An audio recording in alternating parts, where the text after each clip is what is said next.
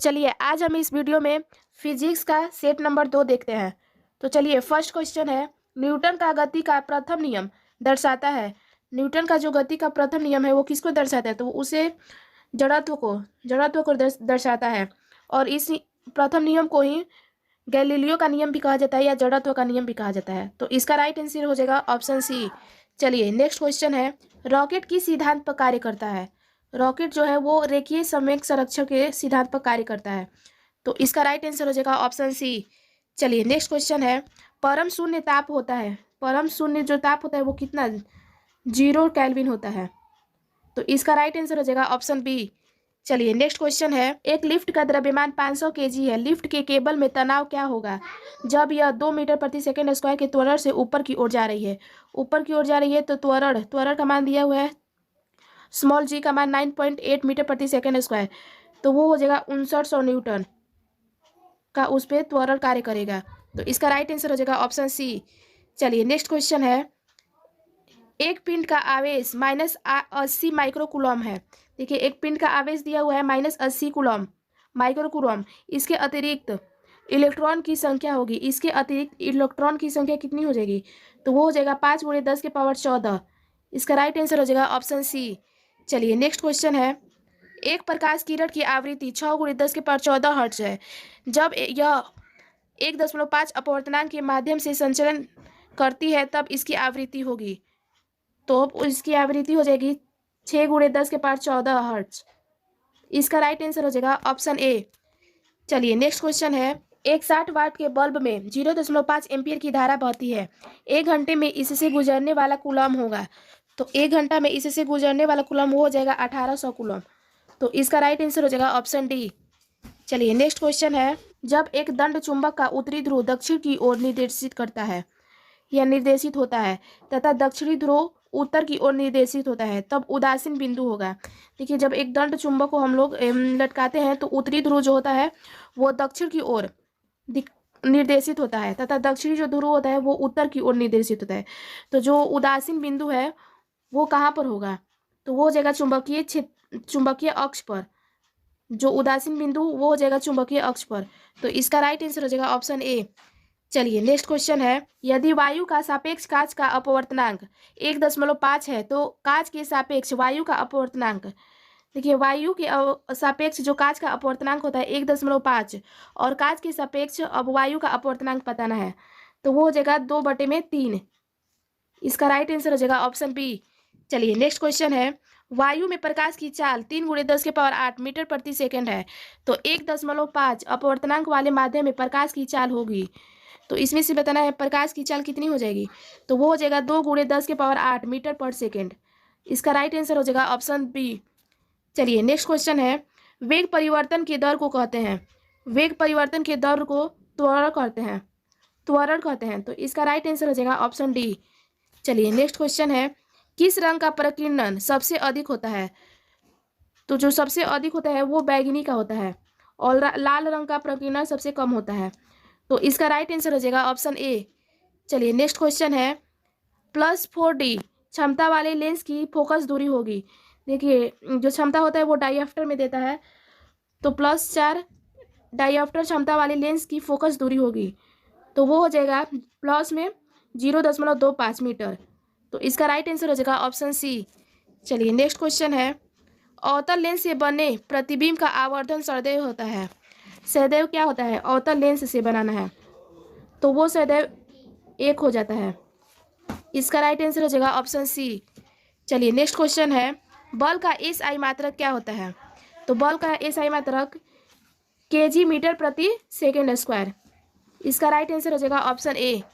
चलिए next question है, किसी वस्तु का जड़त्व निर्भर करता है, किसी वस्तु का जड़त्व किस पे निर्भर करता है? तो वो निर्भर करता है वस्तु के द्रव्यमान पर। इसका राइट आंसर हो जाएगा ऑप्शन बी। चलिए नेक्स्ट क्वेश्चन है, यदि गति करने के लिए स्वतंत्र 1 किलोग्राम द्रव्यमान की किसी वस्तु पर 1 न्यूटन बल लगाया जाता है तो वह गति करेगी, तो वो किस दिशा में गति करेगी और कितना? तो देखिए ये पूछा जा रहा है, तो वो हो जाएगा 1 मीटर प्रति सेकेंड के दर से त्वरण से 1 मीटर प्रति सेकेंड के त्वरण से वो गति करेगी। तो इसका राइट आंसर हो जाएगा ऑप्शन सी।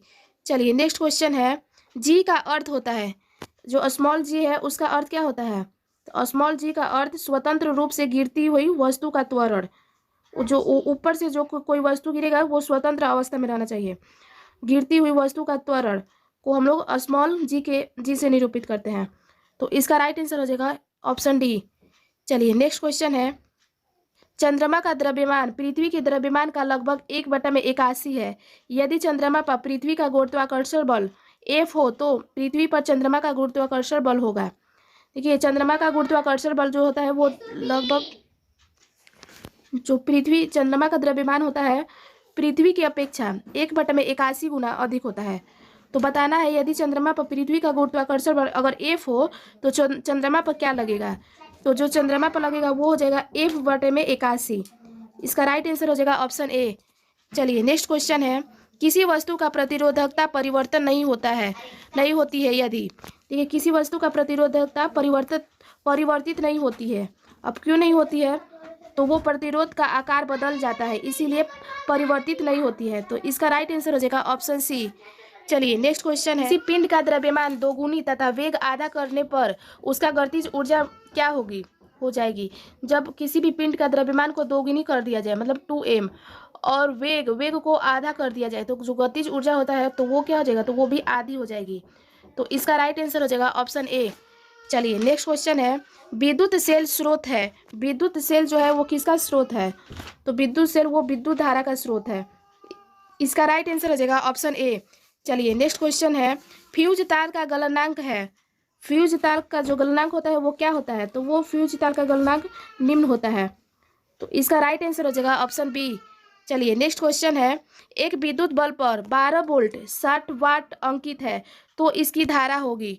देखिए 12 वोल्ट और 60 वाट अंकित है तो धारा का मान पूछा जा रहा है। तो धारा हो जाएगा 5 एम्पियर का, 5 एम्पियर का धारा लगेगा। तो इसका राइट आंसर हो जाएगा ऑप्शन डी। चलिए नेक्स्ट क्वेश्चन है, निम्नलिखित में से प्रकाश की कौन सी परिघटना इंद्रधनुष के बनने में सम्मिलित है? प्रकाश की कौन सा घटना है जो इंद्रधनुष को बनाने में मदद करता है या सम्मिलित होता है? तो वो हो जाता है अपवर्तनांक, विक्षेपण तथा आंतरिक परावर्तन। ये सब के कारण इंद्रधनुष बनता है। तो इसका राइट आंसर हो जाएगा ऑप्शन सी। चलिए नेक्स्ट क्वेश्चन है, एक अवतल दर्पण की वक्रता त्रिज्या 15 cm है तो इसकी फोकस दूरी होगी। तो फोकस दूरी हो जाता है वो 30 cm। इसका राइट आंसर हो जाएगी ऑप्शन सी। चलिए नेक्स्ट क्वेश्चन है, एक एंगस्ट्रॉन का मान होता है, एक एंगस्ट्रॉन का मान कितना होता है? तो चलिए नेक्स्ट क्वेश्चन है, किसी गोलीय दर्पण की फोकस दूरी तथा उसकी वक्रता त्रिज्या में क्या संबंध होता है? देखिए गोलीय दर्पण की फोकस दूरी मतलब f और वक्रता त्रिज्या r में क्या संबंध होता है? तो वो हो जाता है f बराबर r/2। जो f होता है वो r के मतलब r का आधा होता है। तो इसका राइट आंसर हो जाएगा ऑप्शन ए। चलिए आज का आखिरी प्रश्न देखते हैं, सौर सेल सौर ऊर्जा को किस ऊर्जा में रूपांतरित करता है? जो सौर सेल है वो सौर ऊर्जा को किस ऊर्जा में रूपांतरित करता है? तो वो करता है विद्युत ऊर्जा में। विद्युत ऊर्जा क्या करता है? सौर सेल को सौर ऊर्जा में रूपांतरित करता है। तो इसका राइट आंसर हो जाएगा ऑप्शन ए। तो चलिए फ्रेंड्स, इस वीडियो में सिर्फ इतना ही। मिलते हैं नेक्स्ट वीडियो में। अगर आपको ये वीडियो अच्छी लगे तो प्लीज़ लाइक करें, शेयर करें और सब्सक्राइब करें। धन्यवाद।